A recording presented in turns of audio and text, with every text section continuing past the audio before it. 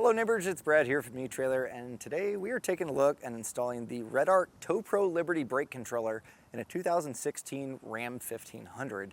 And if you're used to traditional style brake controllers that you hit your knees on when you get in a vehicle, no longer is that the case. A lot of interiors on vehicles are just not truck-like anymore. There's a lot of creature comforts, and finding a spot to put a brake controller tends to get pretty difficult. And at this point with technology, you can get everything that you would get from a traditional brake controller and a knob that looks almost factory when installed. You also get a lot of, different mounting spots. You don't have to put it in this location, and that's the glory of such a small footprint. You get all that clean usability in that small package. So let's take a closer look. Redarc is an Australian brand. They have a lot of high-end electronic stuff that you're going to see in overlanding, but more times than not when we deal with Redarc here, it's for their brake controllers. And they have the Liberty and the TowPro Elite. And the main difference is going to be the amount of axles. On a 1500 Ram like we have here today, this Liberty is going to be great for 1 to 2 axles. I wouldn't expect you to be pulling anything more than that, but if you are looking for a brake controller that's going to handle 3 to 4 axles, you're going to want to go with the Elite. The Liberty is going to cover just about everything. Without having a digital screen, you probably wonder, how is that possible? But really all of it's done at just the twist of a knob. You can change your gain pretty easily. So here we have it on the 0 setting. And the cool part with this, it's kind of hard to see in the light, but right now it's this blue cool color, meaning that the brake output's not very hot. It doesn't have a ton of electricity going through to give that output signal to get those brakes to hard stop. So, but as you twist this, it will become a bright red once we get to our 10. So that intensity will show up when you brake, which is really nice, especially, during nighttime you can see it a lot clearer, but as you apply the brakes, you can do it proportionally based on, adjusting your knob. So, if I hit the brakes and it comes on a little bit hard, not to worry, I could just kind of dial this back and vice versa until it's dialed in. Your manual override is going to be just a simple push of a button. So if you need to get the swaying trailer back in alignment, all it takes is a small push. And so you not only can you set the gain, but also you can do just where it's going to brake based on how hard you brake. And that's the cool part about this system, is when you mount it up in the dash, it's all hidden as you can see. You're going to use a harness that plugs in directly, making it truly plug and play. This truck is actually really easy to get it installed. I think the hardest part is figuring out where you want it and then drilling a hole to get it mounted up. But if you have a factory 7-way, you probably have that plug underneath your dash, and this is a great addition if you plan on pulling a trailer with brakes. This is definitely the one that I would pick if I had a Ram 1500. But also, if you're not handy or you don't have the time, the place, the tools, or even the want to do this yourself, but you still need that brake controller to tow safely, well, you can find someone to get it installed for you, as well as any other towing components, by using our dealer locator. You're simply going to put in your zip code and you'll find a list of shops close to you that can get your brake controller installed, and you can be out on the road towing your trailer in no time. Speaking of that installation for you DIYers, let's look at that now. We'll get your brake controller installed. The first thing that you're going to want to do is sit in your truck. Figure out where you'd want the knob to be. So if you were driving down the road and you needed to, hit your brake controller, if you need to slow that trailer down, where's a nice, easy place that you can press it? It's quickly accessible, and you can also change things on the fly and also be visible. And on this truck, there's quite a few spots.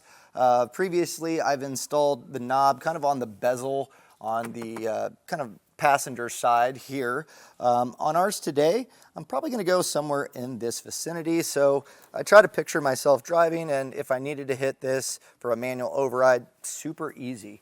So if you want, you can mark out a few spots with some tape, because we do need to make sure that there's going to be space behind there. Now, I've double checked. This is going to work. As I mentioned, there is another video that I've done on a Ram where you can use this bezel. It's really up to you. Originally, I was going to try to do this panel, but as I pop this out, I learned something new, that there is quite a bit of things behind here, including a emergency strap, which you may or may not know that you have that. So obviously all this is taken up. So our brake controller does have a little bit of space even though it's small, but as I reach up here, this is wide open. So this is going to become our spot. So once you determine where you want yours, the next step is we're going to take off this panel and give ourselves a little bit of extra room to work, because really it's not that hard of an install. So we'll get this panel taken down. So 2 7mm screws. You can also use a Phillips head screwdriver, but we'll get these taken out.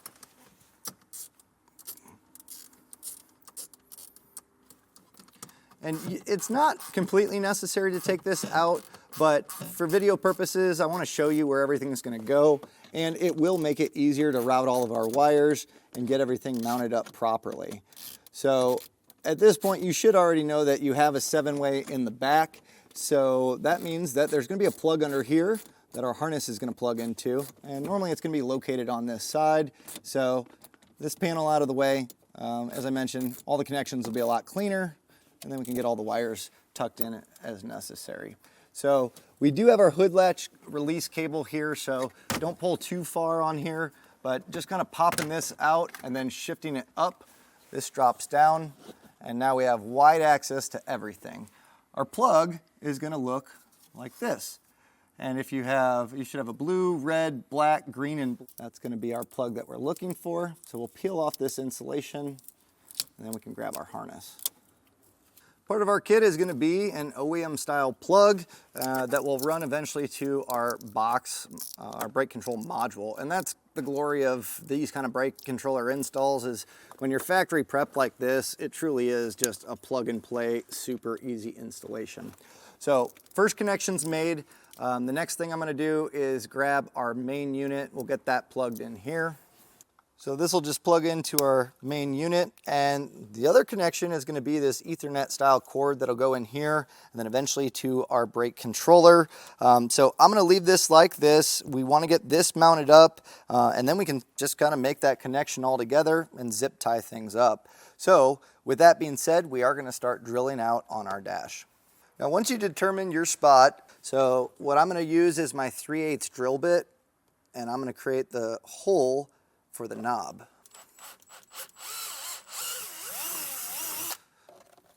Now sometimes the plastic can be kind of thick here, and that can make it a little bit more difficult for our knob to thread in, so you may have to sand a little bit, but let's first get our template made.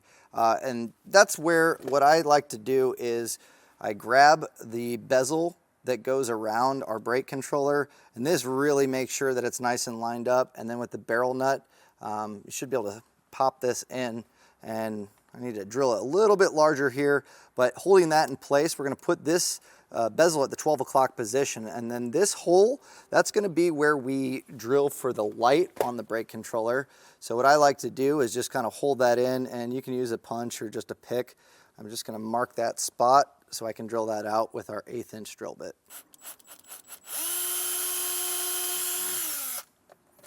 And with this one, the light is pretty small. It's just kind of like a fiber optic stick. So I would rasp through here with the drill bit to get some of those burrs to knock through, because sometimes those can cause it to not want to feed all the way in. So with those holes drilled out, I'm going to grab our brake controller, and I'm going to plug this in now so we don't have to fight to get to it. The great part with this location is you can just reach back here and it should feed in pretty easily. So again, make sure that you have that fiber optic light kind of poking through the hole. You can just barely see it there. And then we'll put our bezel in place. Now from here, we'll just take our barrel nut and we're going to get this threaded on. Make sure that it's threading on nice and easy. You don't want to cross thread this. These are kind of tricky. And so square it up, kind of hold the brake controller on the back end, and we'll just kind of get this tightened around. I am going to grab a socket real quick so we can hand tighten that in. Now, as I was doing this, I mentioned earlier that you may have to grind the back. I didn't end up having to. It is kind of tricky to get started and get it squared up, but all of it went in place. And then as far as tightening, just use a 12mm socket and just by hand tighten it. Don't go too tight because you can crack this bezel, but as you tighten it down, what you're looking for is you should have an audible click still. If it's not doing that, you may have to re-thread that. Sometimes it can bind that up. So this is what we're looking for. Now, if you're still struggling with it, you can omit that bezel, and that'll give you a little bit more thread to play with. It is just nice. It kind of helps illuminate the button a little bit better so you can see the numbers, but not completely necessary. So with that in place, what we'll do is we're going to turn the knob all the way counterclockwise until it stops, and then you can grab your knob, and that 0 we're going to align with this 12 o'clock position, and then we'll just slide that on. Now give it a few tests. Now pretty quickly here I see that it doesn't have enough for it to click still. It just kind of feels like it's bottomed out. And I've run into that a few times before. You can try to tighten down that barrel nut just a little bit more. The other option that I've found, and it seems to work, is I just cut a small piece of zip tie and just put it in here. It's just going to bump that knob out a little bit and allow it to have push. What's happening is it's just rubbing against that bezel. So I'll try tightening it first, which it's already pretty well tightened, but yeah, I'll just put that small piece of zip tie, lay it flat, and that should get us to a point where this will be able to click each time. Already just kind of playing with it. It's already getting back to it working, but just to be safe, I am going to put that piece in there. It's still going to stay on there with no issue. It's just going to make sure that it's a nice feeling, and it's going to click every time for our manual override. And we'll just push this down so it's sitting pretty well flush. So just a little spacer there, but like I said, that's going to put the button out a little bit further, and now it feels like it should. It still stays on with no issue, yeah, this is what we're looking for. So at this point, we're just going to take our box, and we can plug this in, and if it illuminates, we officially installed it. So from here, we're going to just zip tie everything up and make sure it's out of the way. The main thing with the module, you can put it really in any direction. You can zip tie it, you can use double-sided adhesive, but the main thing is you have it on something solid. So don't just put it to wire loom or anything that can move when you hit the brakes. The telemetry that it uses for brake output is based on, you know, having this fixed to the vehicle. It can learn itself through the learning process, but it has to be something solid. So there's plenty of spaces under here. So I'll get mine all zip tied up and clean and show you how it looks on ours. So I got everything zip tied up and pretty close to where we mounted our button. You can see there's a nice metal brace there, and I just zip tied up our main unit. It's solid, it's not going to move.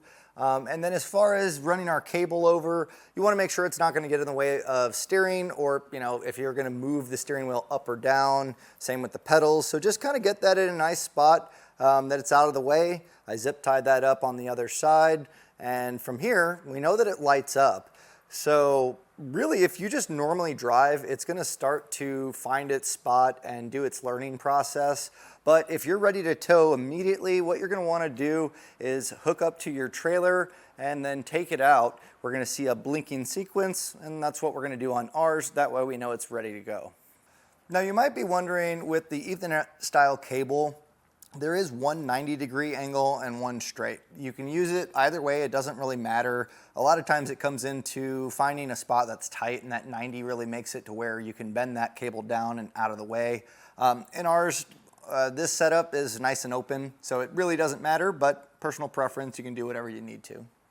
So again, we are going to be using a test box, which it's going to simulate hooking up to a trailer, but it's going to give us our brake output. And so once you plug into your 7-way, that should give you a load to let you know that, okay, it's hooked up and it's searching so it can do its learning process. So you'll see that green and blue blinking. Again, this process only needs to be done if you are planning on towing immediately, but this will make sure that it's all good to go. Alternatively, if you aren't towing for a little bit, just normal driving, as you hit the brakes on and off, it's going to learn it. So pretty cool that it'll auto learn, but if you wanted to make sure it's ready to go, this is going to be the way that you do it. So with our test box, or just having that load on the 7-way, I'm going to drive around, get up to about 15 or 20, hit the brakes a couple times, and once it's happy, it's going to become a solid color, and we know that it has learned its process. So now we're taking this out, and as I mentioned, we're just going to go around the parking lot here, getting it up to speed. like I said, 20 miles per hour, give or take, and come to, feel free to put the brakes on fairly decent, because what's happening is as it starts to move, our brake controller is going to start to figure out where it needs to be. And that way, every time you hit the brakes, it knows how much brake output to give it, because not only is it using a signal, but also as you start to move, it's picking up the motion. So the harder you brake, obviously the more that it's going to move. A light little brake is not going to move much, but either way, it's going to find its position. So I'm just kind of keeping an eye on the brake controller as well. It is going to continue to blink blue and green. And each time I hit the brakes, I'm just going to take a look at that and see if it goes solid. Still got a few blinks going on here.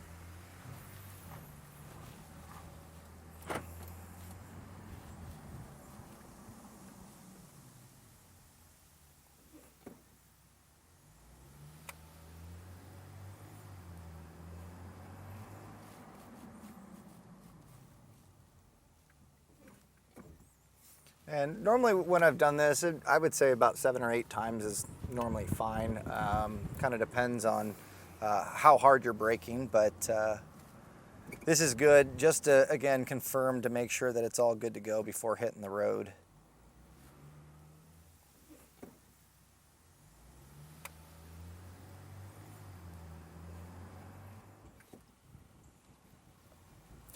And well, we did maybe 6 brakes, give or take. It's nice and solid.